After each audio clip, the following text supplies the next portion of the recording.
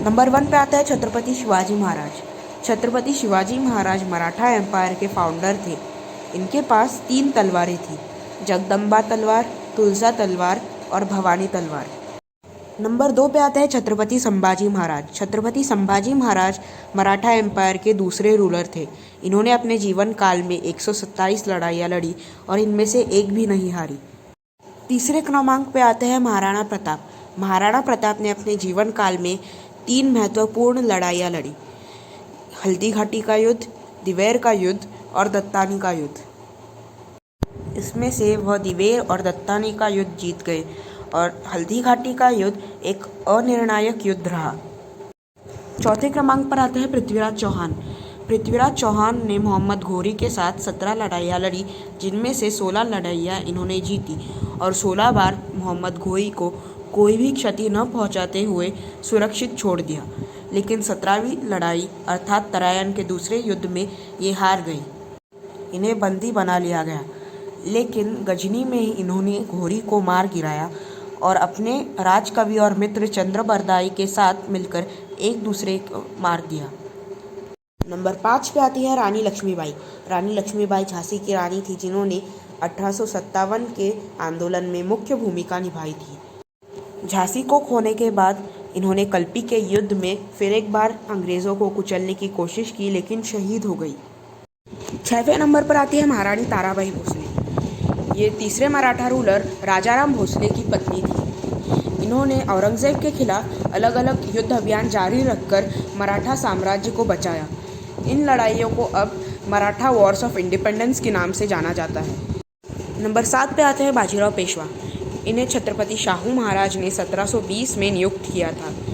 मराठा साम्राज्य के विस्तार में इनका प्रमुख योगदान रहा है।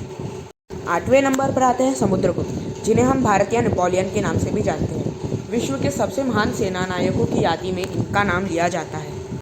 9वें नंबर पर आते हैं चंद्रगुप्त विक्रमादित्य। ये समुद्रगुप्त के बेटे थे और गुप्त साम्राज्य के तीसरे महाराजा थे। इन्होंने अपने साम्राज्य का विस्तार उज्जैन तक किया और वैवाहिक गठबंधनों से अपने साम्राज्य को और शक्तिशाली बनाया। इनके राजकाल में गुप्त साम्राज्य बुलंदी पर पहुंच गया। 10वें नंबर पर आता है महाराणा सांगा। इन्हें हम हीरो ऑफ 100 बैटल्स के नाम से भी जानते हैं। इनका एक पैर टूटा था, एक हाथ कटा हुआ था, एक आँख नहीं थी और शरीर पर 80 घाव थे। इन्होंने अपने जीवन काल में सिर्फ एक युद्ध हारा, वो था खानवा का युद्ध, जो बाबर के खिलाफ लड़ा गया था। 11वें नंबर पर आते हैं मौर्य साम्राज्य के संस्थापक चंद्रगुप्त मौर्य। इन्होंने अपने गुरु चाणक्य की मदद से नंद साम्राज्य के आखिरी राजा धनानंद को मगध की गद्दी से उखाड़ फेंका। इन्होंने यूनानी जनरल सेल्यूकस को भी भारत में प्रवेश करने से रोका। इनका साम्राज्य उत्तर पश्चिम में हिंदू कुश से लेकर दक्षिण में मैसूर तक और पश्चिम में सौराष्ट्र से लेकर पूर्व में बंगाल तक फैला हुआ था। 12वें नंबर पर आते हैं मेवाड़ के राजवंश के संस्थापक बप्पा रावल। ये गुहिला राजवंश से थे। इन्होंने ही उमायद खलीफत के युद्ध अभियान को लगाम लगाया था। 13वें नंबर पर आते हैं मेवाड़ के बाहुबली महाराणा कुंभा। इन्होंने अपने साम्राज्य का बहुत विस्तार किया। इन्हें इन्हीं के बेटे उधा यानी कि उदय सिंह प्रथमा ने कुंभलगढ़ किले में जहर देकर मार दिया। 14वें नंबर पर आते हैं पोरस। पोरस को हम हिडाप्सस की लड़ाई के लिए जानते हैं। इन्होंने अलेक्जेंडर के विशाल सेना का बहुत ही बहादुरी से सामना किया और जब इन्हें बंदी बना लिया गया था, इन्होंने कहा, मेरे साथ वही बर्ताव करना जो एक राजा दूसरे राजा के साथ करता है। इसी से खुश होकर अलेक्जेंडर ने पोरस को उनका साम्राज्य वापस दे दिया और इसके बाद उन दोनों में बहुत ही घनिष्ठ मित्रता हो गई। 15वें नंबर पर आते हैं यशवंतराव होळकर। ये होळकर राजवंश से थे। ये बहुत बहादुर थे। इन्होंने अकेले कुछ हजार सैनिकों के साथ सिंधिया और पेशवों के संयुक्त सेना बल का अकेले सामना किया था। इनकी मृत्यु 27 अक्टूबर 1811 में एक स्ट्रोक के कारण हुई थी।